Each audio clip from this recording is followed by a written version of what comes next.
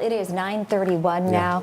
Of course, we are keeping track of the road situation across East Texas. TxDOT has been working for a few days now to try to get those roads as prepared as possible for this freezing rain and the snow flurries that are falling across the area. That's right. We're now from our TxDOT, Drive TxDOT, or Drive Texas website, the one officials have been telling us to use and you at home to use as well to check road conditions. So we're starting to see those ice reports move further south of I-20 now towards the Chandler area and over those bridges over Lake Palestine. Right now we have Jeff Willeford with TxDOT joining us this morning to talk more about those road conditions and more about this very useful website that many people might not know about. Good morning, Jeff. First, let's talk about, how are road conditions doing this morning, just overall in the Tyler district for TxDOT?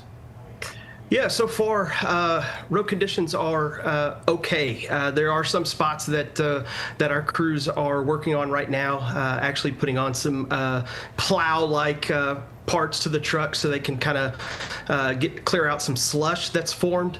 That's kind of what that brine does. That's why we put it out. It forms that slush, making it easier to remove from the roadway. It lowers that freezing point, and so it gives us time to respond when needed. And like you mentioned, bridges, overpasses do freeze first, and so those are the spots that we watch first, that we treat more regularly. And so we're doing that now, but we've been on 24-hour stretch here of, our guys are working 12-hour shifts, so they're ready to respond, whether it's at 3 a.m., 3 p.m., no matter where, they're ready to go.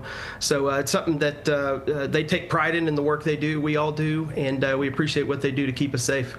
All right, can we talk about some of the biggest trouble spots right now, Jeff? We were looking at some of the TxDOT cameras this morning, and we were looking at that overpass over on 31 and I-20. It looked like a solid sheet of ice. What are you seeing and hearing from your crews?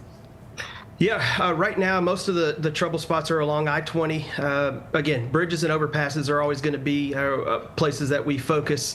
Again, we're treating it. We're doing all we can to make it passable. One of the messages we always say is, even with brine operations, de-icing, with plows, the roads are still just passable. You cannot drive normally like you always would. And so people, if you can stay home and you don't need to get out, stay home. We're, as the forecast showed, temperatures are going to be low throughout the day, throughout the next few days, and more precipitation could be likely. So if you can stay home, stay home. Be especially careful, drive slow if you do have to get out, especially at bridges and overpasses. Those are always our hot spots. Yeah, posted speed limits are just posted speed limits. When we've got conditions like this, that's not the speed that you're supposed to drive. That's right. Go slow. Go slow. If you think you're driving too slow, maybe even go slower than that. I think a lot of times people here in Texas, here in East Texas, I grew up around here. I could probably count on my hand how many times that it snowed and we had major ice storms. So it's something that I think sometimes we take for granted. Don't ever do that. That's why we always say try to stay home if you can. You can be in a tricky situation if you get out on the road and you're not used to being on these slick roads. But again, we're treating them as we come to them. We did the pre-operation with the brine, which is helping us clear things out quicker. So our crews are still working, and they'll continue to do so throughout this winter event. And Jeff, I know you talked about the pre-operations right now, but moving forward, temperatures aren't really expected to go above freezing for the next several hours. What happens whenever, all this ice and snow melts over and refreezes? What's the process for TxDOT then when treating these roads, especially as we head into Monday, when I know a lot of schools have already canceled classes, but some people may still have to go to work on Monday? Yeah, we'll continue. We do use a brine. We can use brine, which is salt water, to treat ice. We also have de-icing materials, granular materials, crushed rock and sand that we can put out and mix. We do that. We'll continue to do that. And that slush that forms from the de-icing, we will remove that. You got to remember, we have about 330 total employees at TxDOT Tyler. Not all of those are maintenance workers. And so we have a crew that's out there. We have crews from far in South Texas that have come up to help give us more hands on deck, and they're doing all they can to keep things as safe as possible and as passable as possible. But again, if you can stay home, do so. That's the safest thing to do. And you talked about your crews and taking this job very seriously. it's also about protecting those crews as they're out on the road. That's why driving slow, if you have to be out there, is so important. Talk about what we can do to keep them safe. Yeah, like you said, we don't just work around here. We don't drive in from, Louisiana, Arkansas, Dallas, wherever. We live here. So we're residents here in the Tyler district. It's 8 counties in East Texas, all the way from Palestine in the south and Anderson County up to Van Zant near Dallas. And so, again, we cover a lot of ground.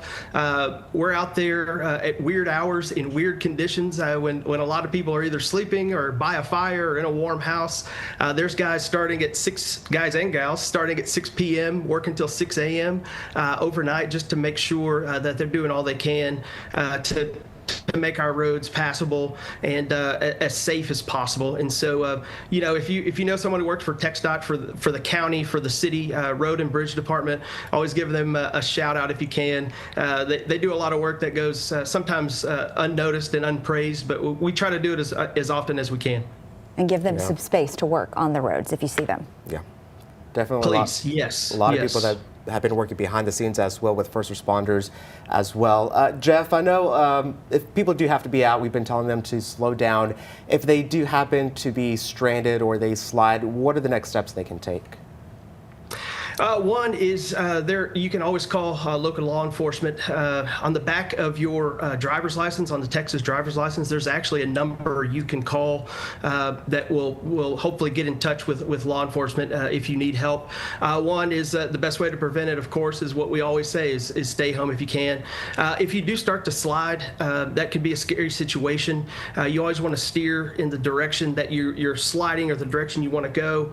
Take your feet off of, not your hands, take your feet off of the brake or gas pedal and try to come to a stop. You should slide to a stop. I know it can be a scary situation, especially if you're not used to it. And so again, try not to be in that situation. If you can stay in. But if you are, drive as slow as you can. Another thing to keep in mind is four-wheel drive. There's a lot of four-wheel drive trucks and SUVs and things like that here in East Texas. I drive one myself. That four-wheel drive can help you start from a stop position on icy roads, but when you come to a stop or if you hit your brakes, it's not going to do too much in stopping. And so we got to keep that in mind. I know we have a lot of people that get out and try to help others with their four-wheel drive. It can be a tricky situation there as well. So again, the message always is stay in if you can, but if you get out, drive slow. All right. Thank you, Jeff. We will be keeping in touch with you over the next few days. And thank you for all that you're doing out there to keep East Texans safe.